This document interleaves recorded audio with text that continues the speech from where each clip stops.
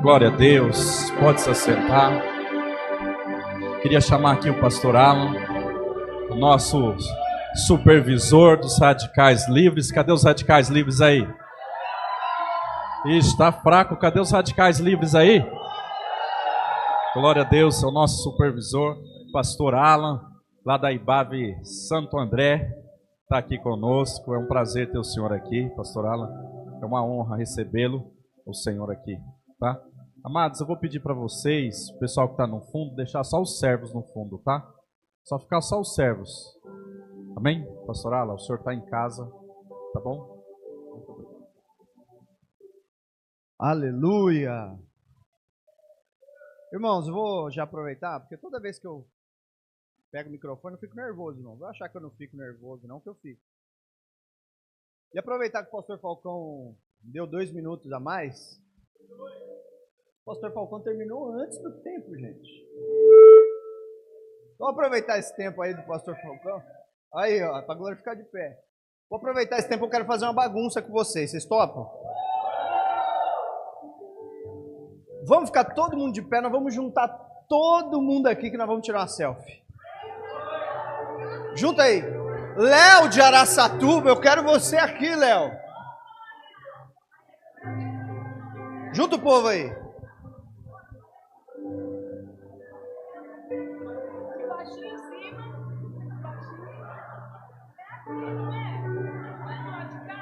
Não, junta aí mesmo, junta aí.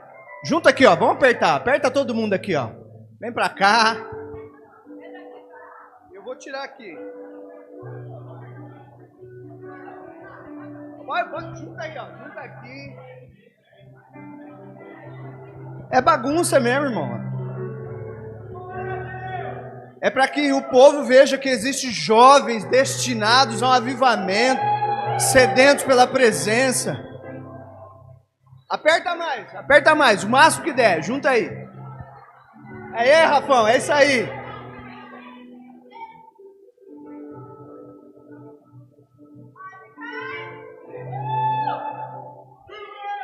Livres!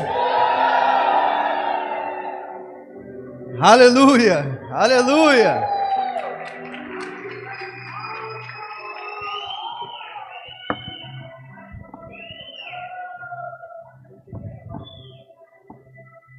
Aleluia!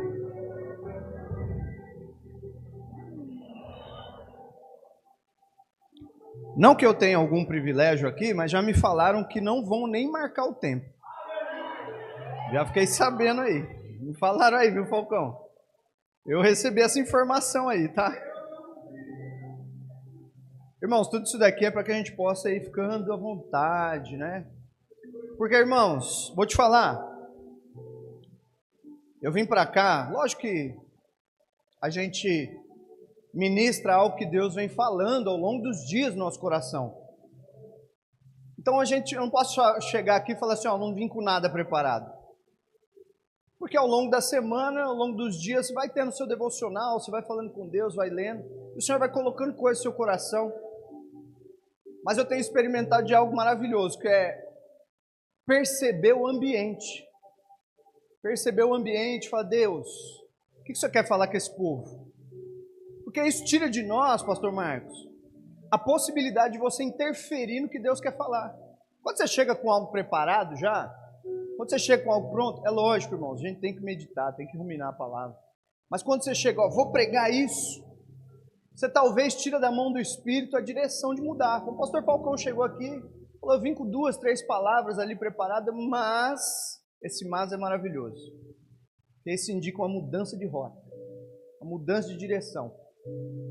Então eu vim perceber no ambiente aqui. Aqui é reunião de família, amém, irmãos? Reunião de família. Claudião, quando a gente vai na reunião de família, fala assim, ó, vamos juntar o povo?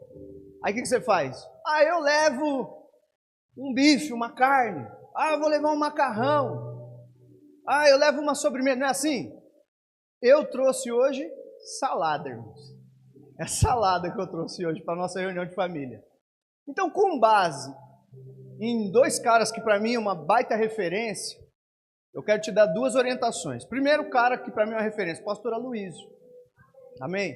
O pastor Aloysio, numa das mensagens dele, ele falou assim, irmãos, lá para a igreja dele, lá no Bueno, ele falou, irmãos, vocês precisam prestar bastante atenção no que eu vou falar. Por quê? Porque vocês falam que minhas mensagens são meio difíceis de entender. Então eu estruturo bem. Se você perder isso daqui, você não vai conseguir chegar no rumo. Então, irmãos, o pastor Aloysio falou, eu quero usar como exemplo. Presta bastante atenção. Alguma coisa você vai levar daqui, com certeza. Mas presta atenção.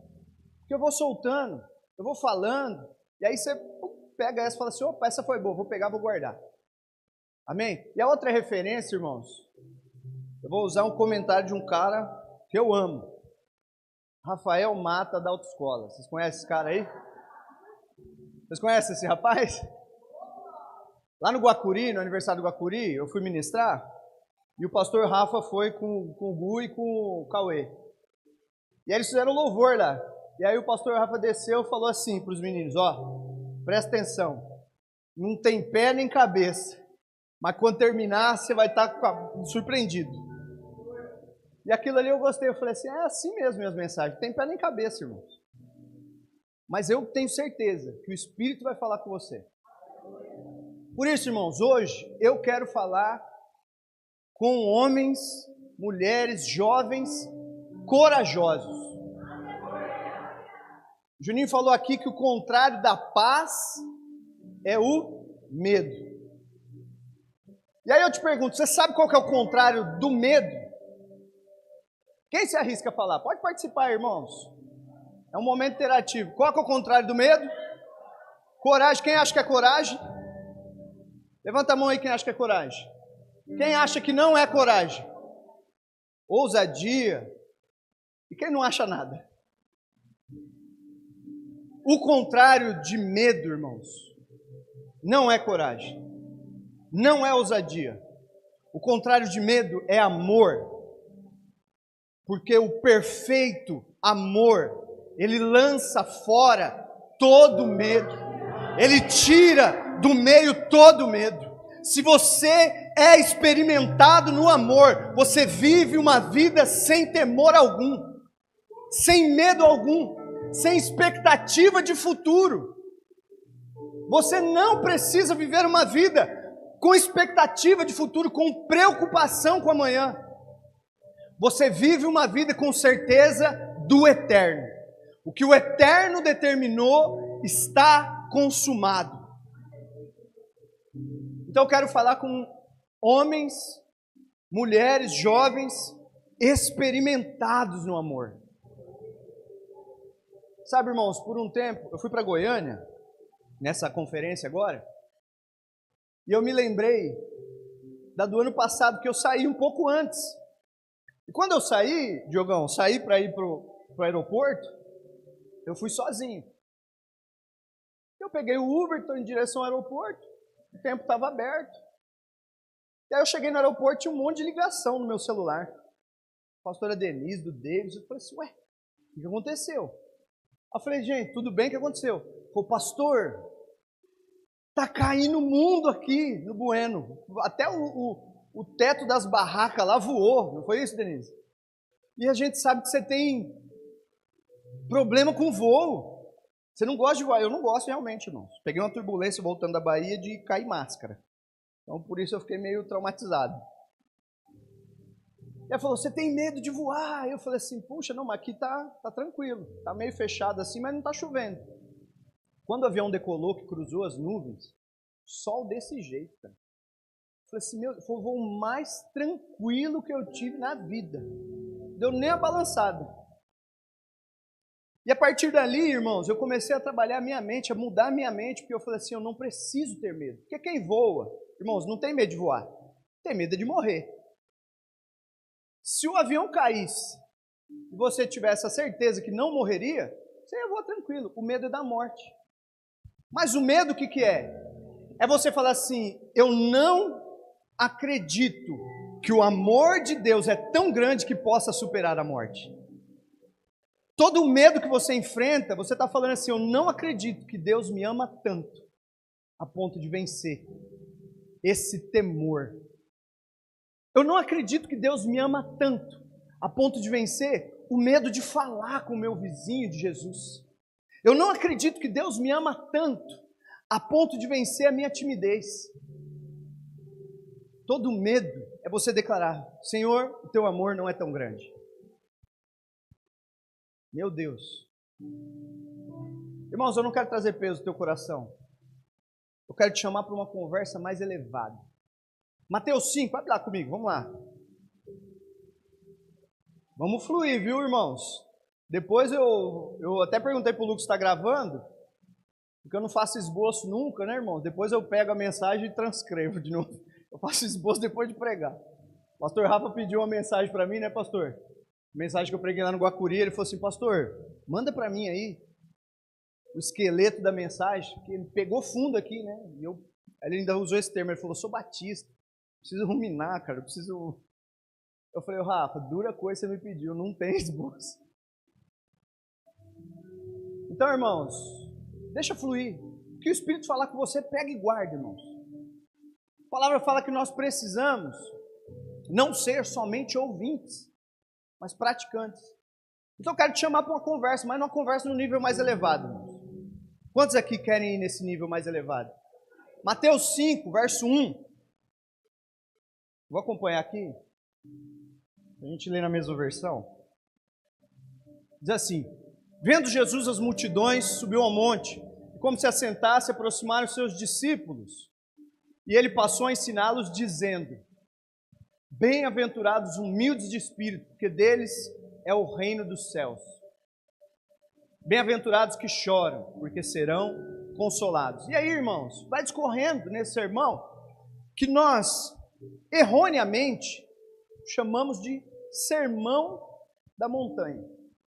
Por que erroneamente, pastor? Não, a minha vida inteira de crente do reteté, ou batista, como o pastor Rafa falou, eu sempre aprendi que é um sermão do monte.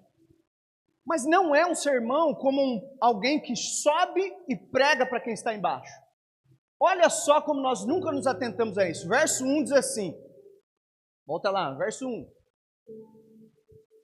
Vendo Jesus as multidões, viu as multidões, subiu ao monte. Ele subiu e se assentou e trouxe os seus discípulos para esse lugar mais alto. Não é um Deus pregando para alguém que está embaixo. É Cristo falando: sobe para o mesmo nível que eu estou. Sobe para o mesmo nível. Ele não pregou para a multidão, irmãos. E aproximando os seus discípulos, verso 2. Xaramanai, Mateus 5, 2.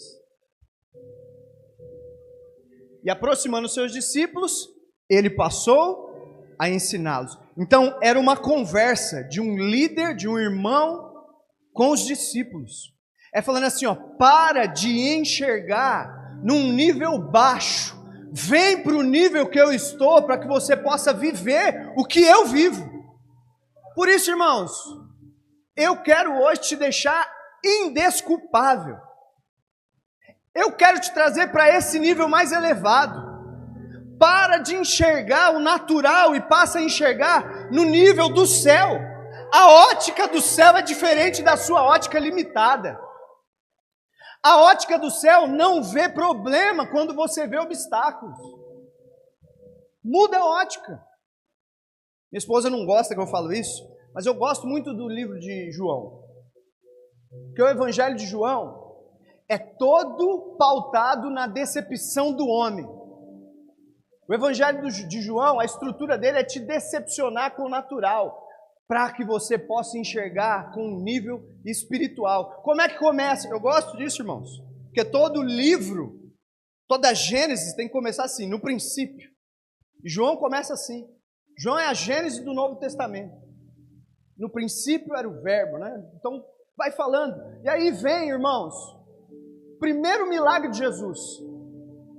Primeiro milagre de Jesus, qual foi? O Juninho mandou uma pegadinha aqui, eu falei assim, o primeiro, o start do ministério de Jesus foi transformar água em vinho. Não, esse foi o primeiro milagre, né? Qual foi o primeiro milagre? transformar água em vinho. E como que Maria chega, a mãe de Jesus chega para ele e fala, olha, casamento, o dia mais importante desse casal, acabou o vinho. Naturalmente, ela estava olhando um problema. O que Jesus fala? O que eu tenho a ver com isso? Decepção. Qual que é a outra palavra que vai seguindo? João 1:12. Do 1:10 ao 12, né? Ele veio para os seus, e aí os seus decepcionaram, mas os seus não receberam. O que Jesus quer te mostrar é o seguinte: tua ótica não tem valor, mas vida abundante é enxergar como eu enxergo. O Sermão da Montanha é isso. Como é que é uma coisa boa? Bem-aventurados que choram. Bem-aventurados que têm fome e sede de justiça. Ele está falando assim, ó, você só vai enxergar a vida numa plenitude se você parar de enxergar naturalmente, passar a enxergar como eu enxergo.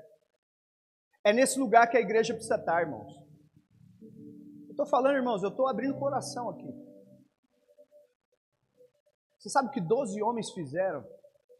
Porque passaram a enxergar como Jesus. 12 homens que olharam com a ótica do eterno, mudaram a história de países, mudaram a economia de regiões, mudaram a cultura. 12 homens que passaram a enxergar como Jesus. O que será de centenas como nós estamos aqui, se nós olharmos como o céu olha? O que nós vamos fazer? Ontem a gente estava abismado aqui, fez uma conta rápida,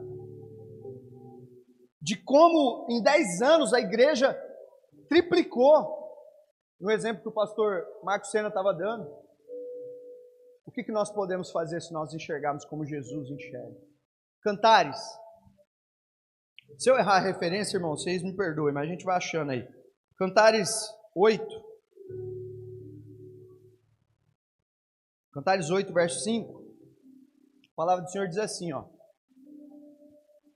Quem é esta que sobe do deserto e vem encostada ao seu amado? Irmãos, esse texto sempre me pega. Irmãos, eu quero que você amadureça para viver o sobrenatural. Como que a mulher normalmente é mais baixa do que o seu marido. Normalmente. Então, para ela andar encostada no marido, ela vai encostar no peito. Mas o texto está falando que ela vem apoiada. Essa versão está falando encostada, né? Mas a Bíblia fala assim, na NVI, fala assim, ó, quem é esta que sobe apoiada no amado? Para você andar apoiada no homem, para a mulher andar apoiada no homem, ela precisa estar na mesma altura, para que ela possa pôr o braço sobre o ombro, é no mesmo nível, é na mesma estatura.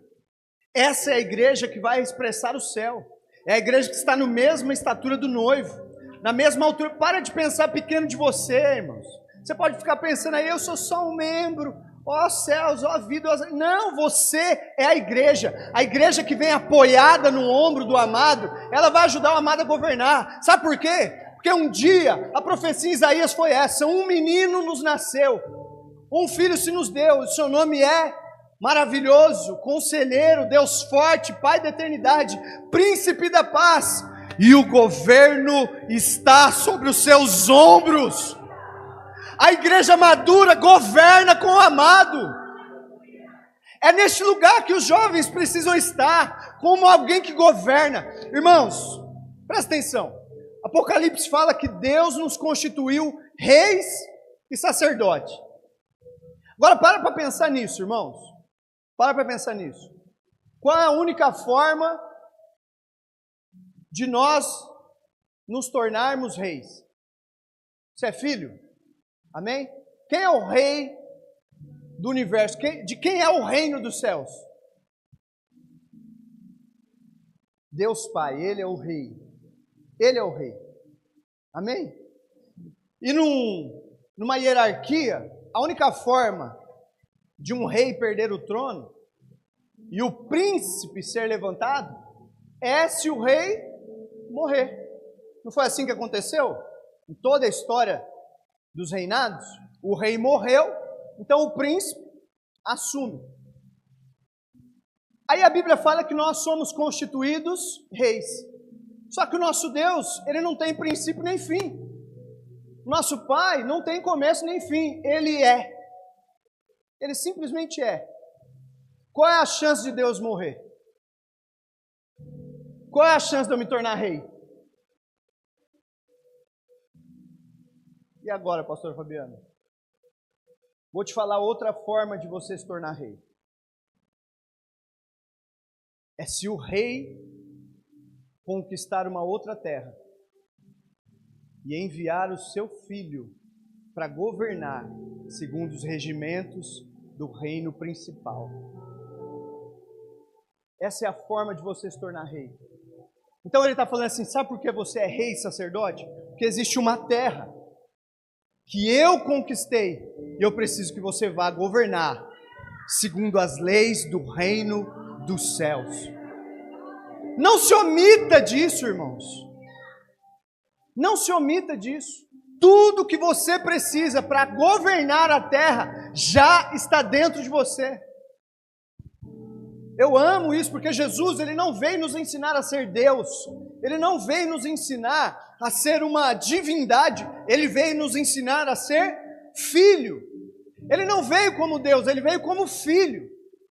Para nos mostrar como um filho governa a terra conquistada pelo seu pai. Como um filho reina em vida. E ele não veio numa ação de poder. Ele veio no mover de autoridade. Eu gosto muito de falar disso, irmãos. Abre lá comigo no Salmo, capítulo 8. Salmos 8, verso 5. Olha como a Bíblia está falando de Jesus.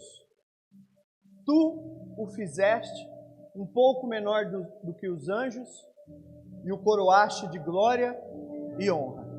O autor de Hebreus, que eu acredito que é Paulo, a teologia não confirma, mas eu acredito que tenha sido Paulo, ele fala em Hebreus 2 também, tu fizeste pouco menor que os anjos.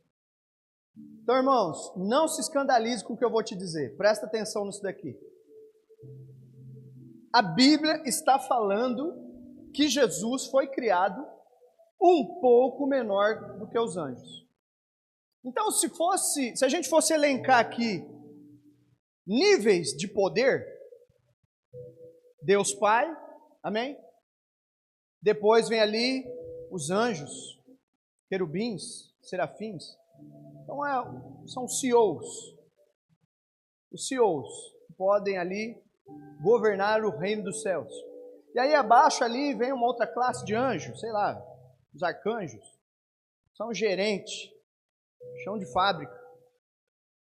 Você mentiu para mim, você falou que não ia controlar o tempo. Ó. Chão de fábrica. Então a Bíblia está falando que abaixo do chão de fábrica, sem irmãos, sem demérito nisso, viu? Abaixo do chão de fábrica está quem? Jesus. Não se escandalize com isso. Pastor herege. Não, mas é a Bíblia que está falando. Eu vou escandalizar um pouco mais. Um dia houve no céu uma rebelião. E a terça parte dos anjos foram precipitados. Então, irmãos, os demônios que nós conhecemos popularmente, vou falar um demônio bem chifrinho. O pastor Parmenas conhece bastante nome de demônio. Fala o nome de um demônio aí, pastor. Zé Pilintra. Tranca-rua, é uns nomes esquisitos, né? Tranca-rua, né? É da CT? O que é? Ele é amarelinho? Tranca-rua. Pombagira. O demônio mais sem vergonha. Sabe o que a Bíblia está falando, irmãos? Que Jesus é menor do que eles. Não eram anjos? Agora você vai falar assim, herege, tá, amaldito ele. Anátema, rasguem suas vestes. Não é isso que a Bíblia está falando? Porém, a Bíblia fala que principados e potestades se submetem ao seu poder. É isso que a Bíblia fala? Não. Deixa eu te explicar uma coisa, irmãos. Num combate de poder, Jesus é menor do que cada um desses demônios. Mas numa disputa de autoridade, ninguém é maior do que o nosso Cristo. Sabe o que Jesus veio fazer? Ele não vem te convidar a se mover em poder. Não. Numa fábrica, irmãos, vamos lá, já que eu dei o exemplo da fábrica. Numa fábrica, o gerente, ele vai todo dia trabalhar, e aí tem aquele funcionário que ele domina. Então ele fala, se você não trabalhar, eu posso te mandar embora. O que é isso? Poder. Mas o filho do dono nunca aparece naquela fábrica. Mas no dia que ele vai, todos os funcionários se submetem se ele der alguma ordem. Sabe o que é isso? Autoridade. Pastor, por que você está falando isso? Porque nós não precisamos nos mover em poder, em força. Sabe quem se move em poder? Empregado. O filho se move na autoridade.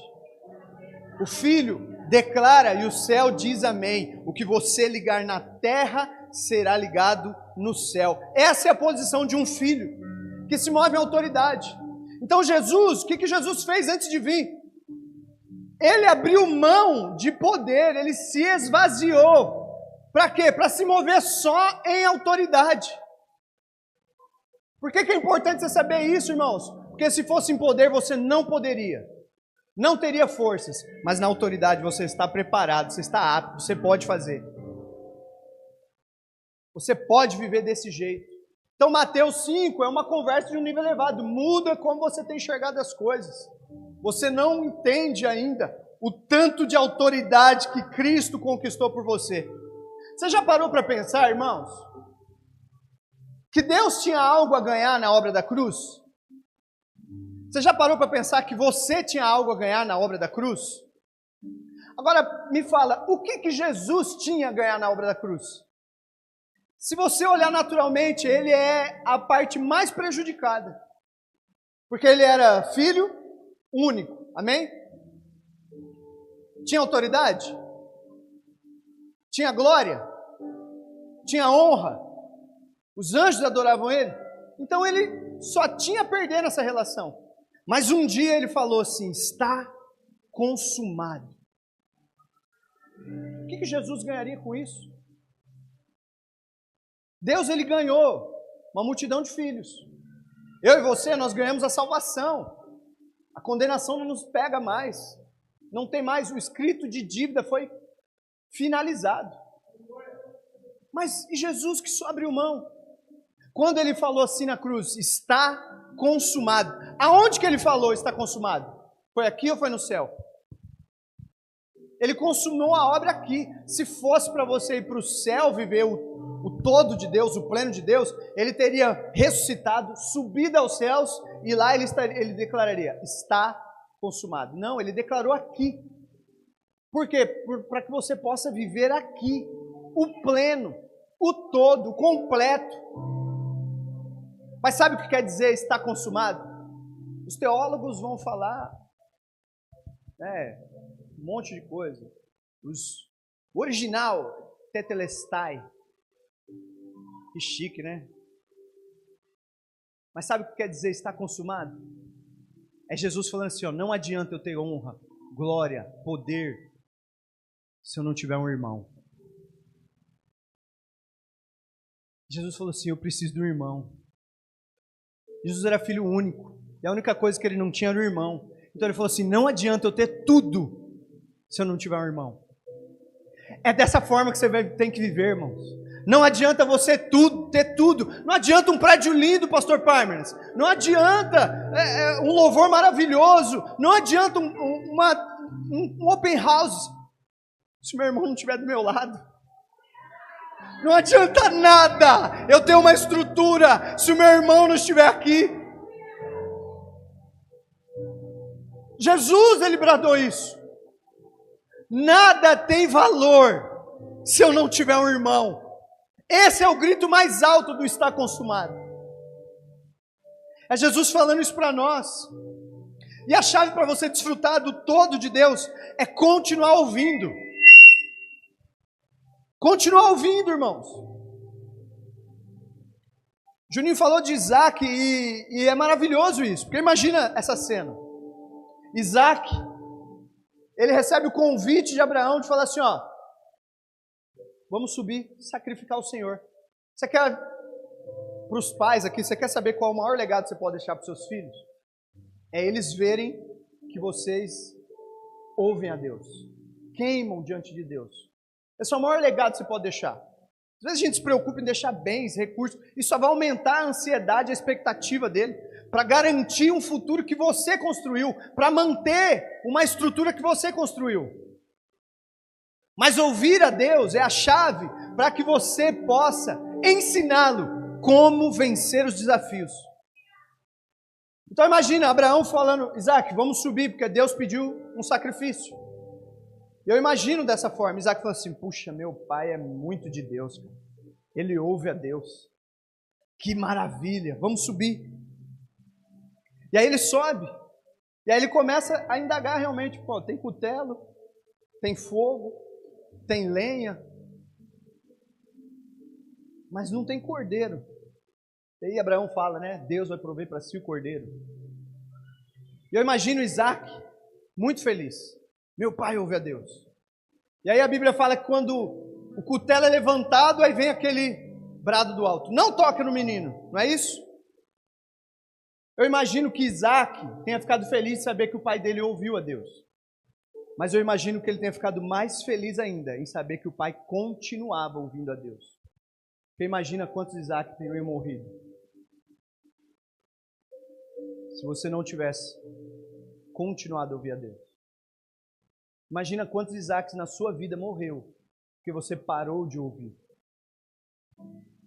Ouvir a Deus é a chave. É a chave para você desfrutar da intrepidez, da ousadia, para você não viver com medo. Ouvir a Deus é a chave para que você enfrente os seus gigantes. Imagina, irmãos, Davi, ele estava lá naquele campo de batalha, ouvindo o que o gigante falava.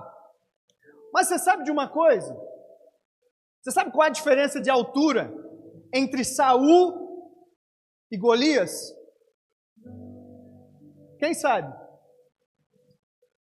33 centímetros só. Vocês sabiam disso? Somente 33 centímetros. O que é 33 centímetros? 2 palmos de altura, irmãos. E ouvir o que o gigante disse fez Saul se sentir pequeno. Mas ouvir o que Deus dizia fez Davi se tornar gigante. Fez Davi se tornar grande. Não ter medo. Ouvir o que Deus fala é você ser experimentado no seu amor. Ninguém aqui tem a desculpa de falar, eu não escuto a Deus. O fato de você estar aqui é a prova de que Deus já falou com você. Um dia Deus falou com você. Agora, permanecer ouvindo é o que vai te dar a garantia de vencer os seus gigantes. E sabe como que Davi venceu os seus gigantes? Saindo para alimentar os seus irmãos. Quando você sai para alimentar os seus irmãos, você descobre que pode matar os seus gigantes. Quando você sai para alimentar os seus irmãos, você encontra pedras ao longo do caminho para derrubar todos os seus gigantes. É longe vir para Dracena, né, pastor Falcão? Mas eu duvido que o coração do pastor não está queimando. Duvido. Duvido que ele não teve satisfação, prazer, alegria em cada uma dos 21 dias de célula que nós nos reunimos. Quando nós víamos as fotos subindo lá no grupo da campanha, coração de todo mundo queimava.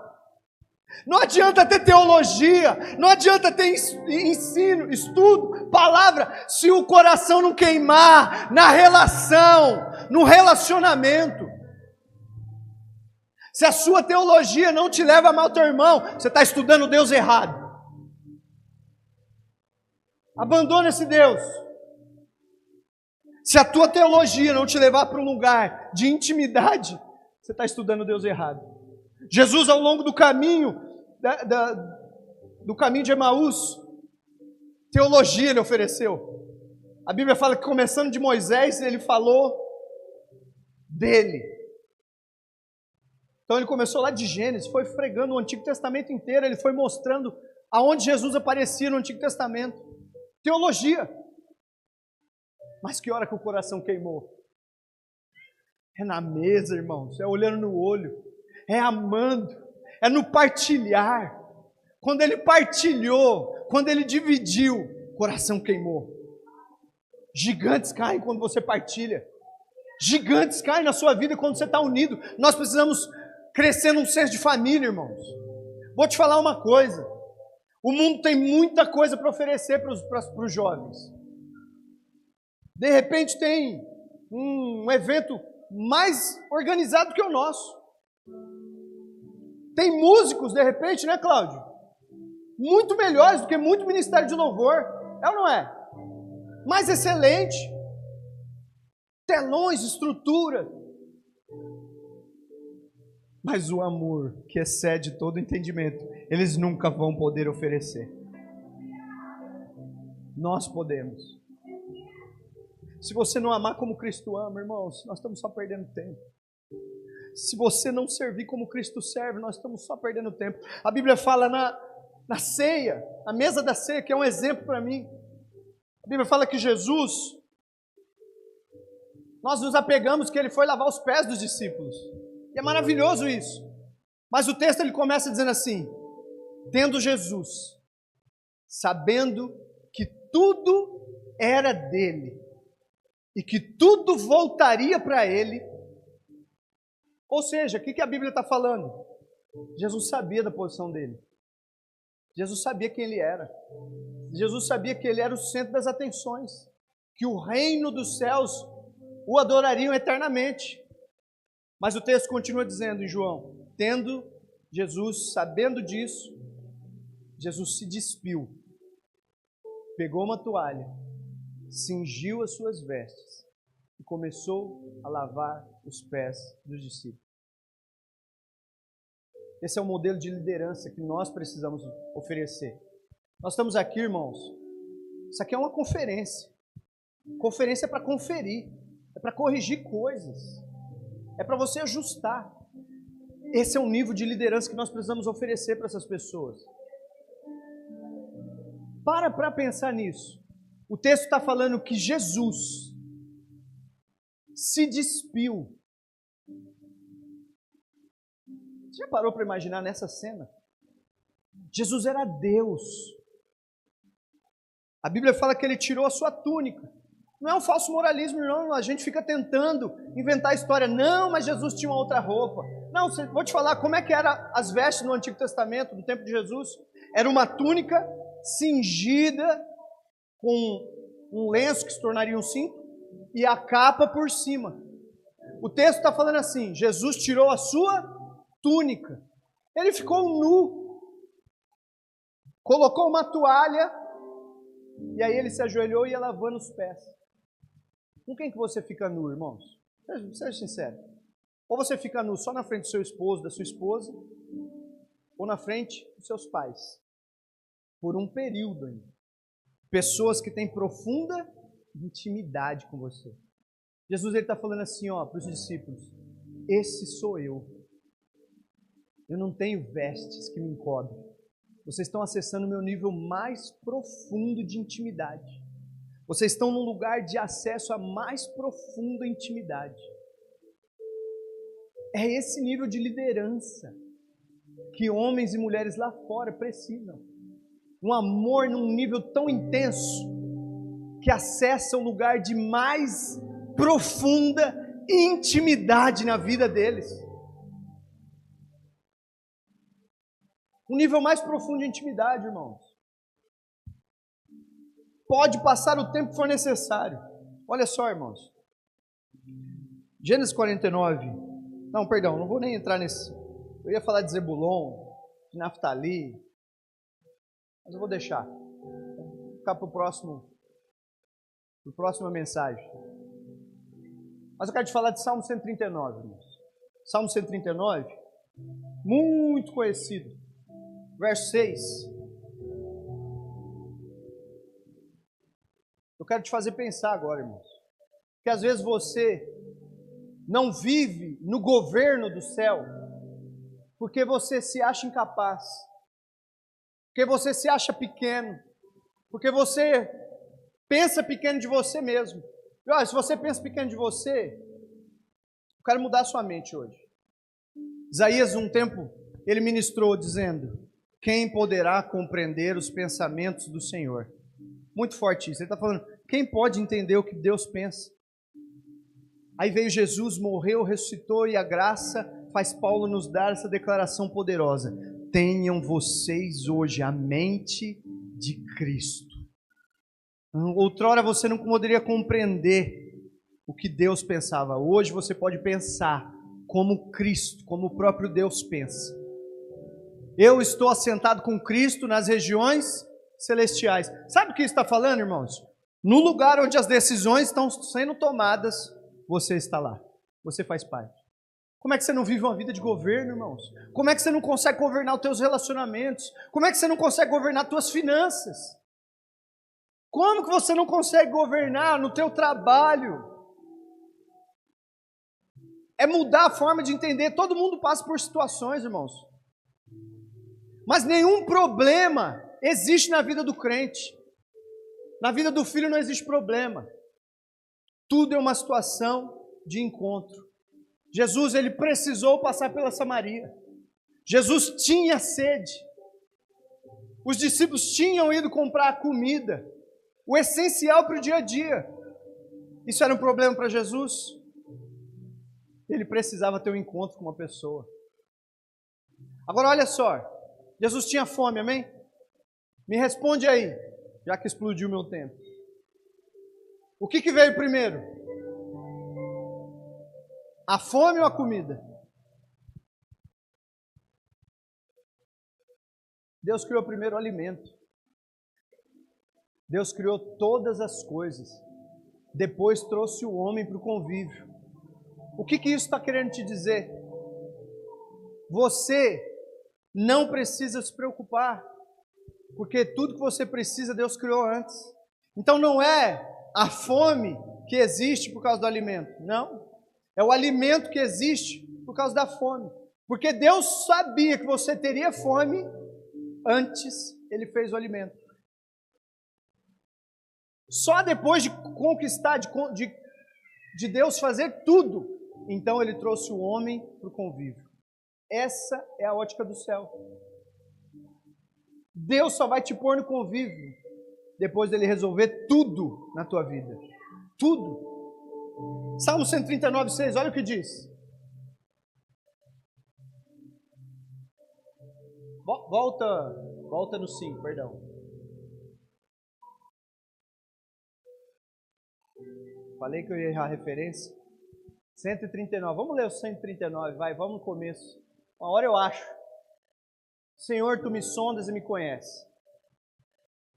Sabes quando me sento e quando me levanto, de longe percebes os meus pensamentos. Tu conheces a minha jornada e o meu descanso. Todos os meus caminhos são bem conhecidos por Ti. Verso 4. Antes mesmo que a palavra me chegue à língua, Tu, Senhor, já conheces inteiramente. Tu me cercas por detrás, pela frente, põe as Tuas mãos sobre mim. Então, irmãos, você acha que vai te faltar alguma coisa? Se antes de você abrir a boca, Ele já sabe. Verso 7.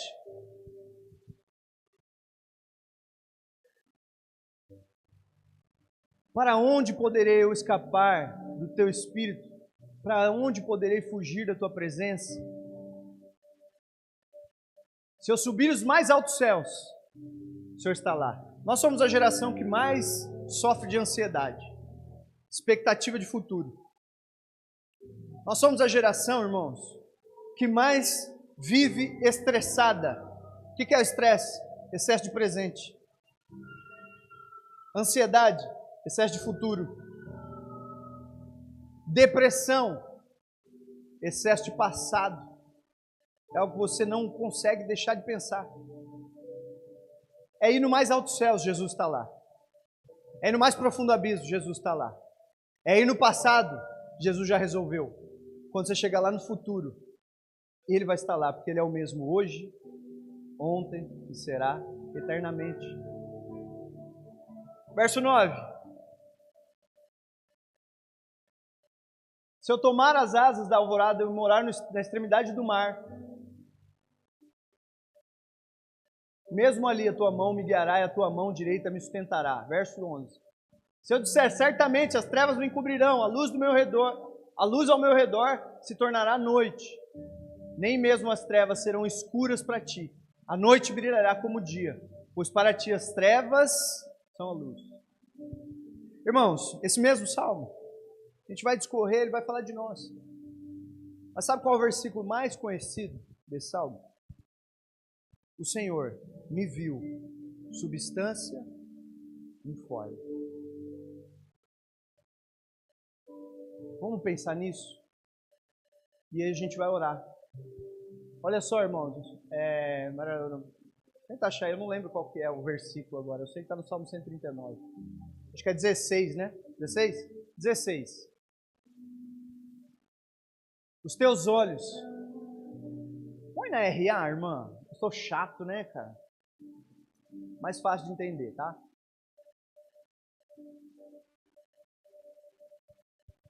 Os teus olhos me viram substância ainda informe, e no teu livro foram escritos todos os meus dias, cada um deles escrito e determinado, quando nenhum deles havia. Deixa eu te falar o quanto isso é forte para a sua vida, irmão. Jesus, Ele te olhou, você não tinha nem forma ainda, e Ele escreveu um propósito, porque Ele escreveu todos os seus dias. Existe um propósito. E aí Deus nomeou esse propósito. Deus deu um nome para um propósito. Ele não deu um propósito para o nome. Ele não falou assim, a Fabiana, vou dar um propósito para ela. Não, Ele falou assim, este propósito vai se chamar Fabiana. Sabe o que Deus fez? Ele não deu uma forma para um propósito. Ele não deu um propósito para uma forma. Ele substanciou um propósito. Ele falou assim, ó, porque eu preciso disso, vou dar um corpo para Fabiana, para que ela use em favor do que eu escrevi antes mesmo dela existir. Você já tem tudo o que você precisa, antes mesmo de você existir. Ele substanciou um propósito. Ele deu forma humana para um propósito. Quando Deus nos criou, Ele falou assim, façamos o homem à imagem e semelhança. Façamos o homem com a capacidade de reproduzir o céu.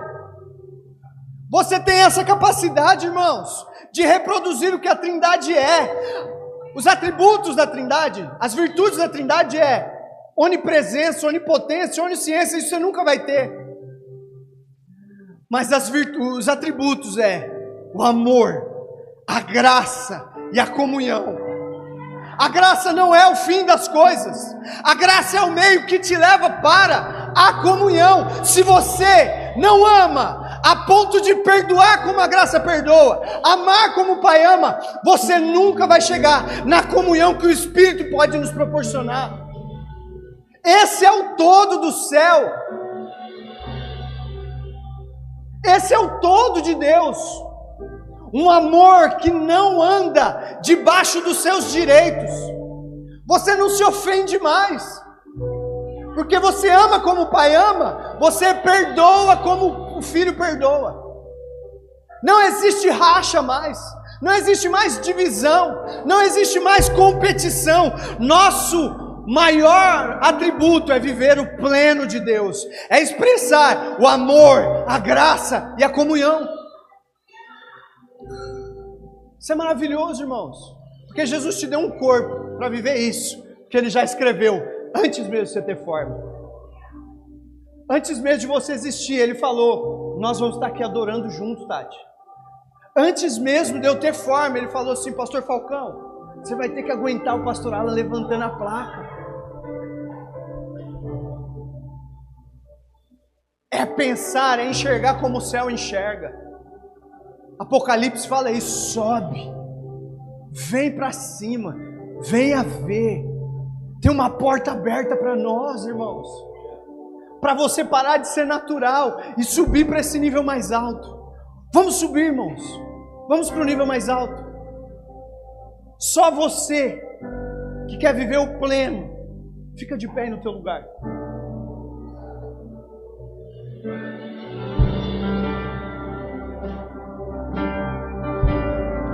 Quem é essa que vem apoiada no ombro do amado? Quem é essa que vem com autoridade para governar? Nós temos a capacidade, irmãos, de refletir o céu. Nós somos gerados dessa forma. Façamos o homem com a capacidade de refletir. Aquilo que você vislumbra, que você contempla, é o que faz você refletir. Eu vou falar só mais uma coisa que está queimando aqui no meu coração. Nós vamos investir um tempo orando.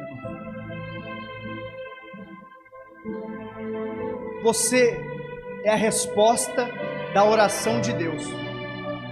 Pastor, não é Deus que é a resposta da minha oração? Vou te falar, irmão.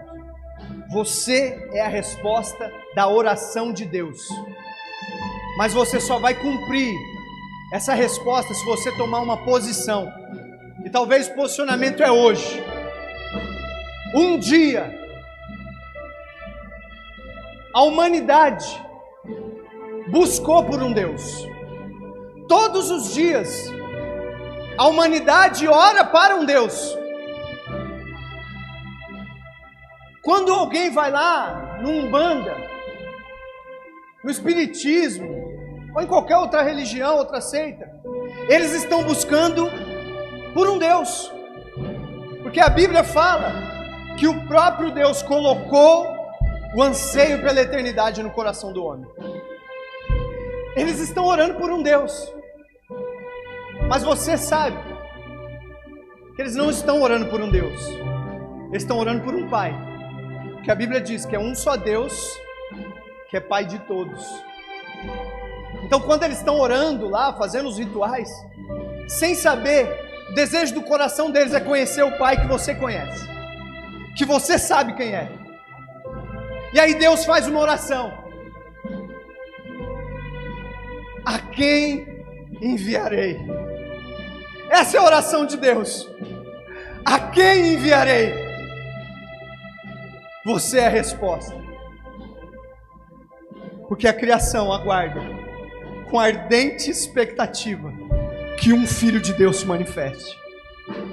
Que um Filho de Deus se manifeste. Se você se posicionar, essa expectativa ardente dos homens de que um Filho de Deus se manifeste, você vai ser esse canal. Então a oração do Pai será respondida: a quem enviarei? Vamos adorar o Senhor. Não vale a pena eu ter tudo se eu não tiver um irmão. Não vale a pena eu ter tudo se eu não ouvir esse chamado: a quem enviarei? A criação aguarda com ardente expectativa que eu, que você, que nós nos manifestemos no amor do Pai, na graça do Filho, na comunhão do Espírito. Tenha o seu tempo de adoração. Fala com o Senhor, irmãos. Vamos subir para um nível mais elevado. Vamos subir para outro lugar. Vamos subir para um outro nível. Adore ao Senhor aí no seu lugar. Fala com Ele.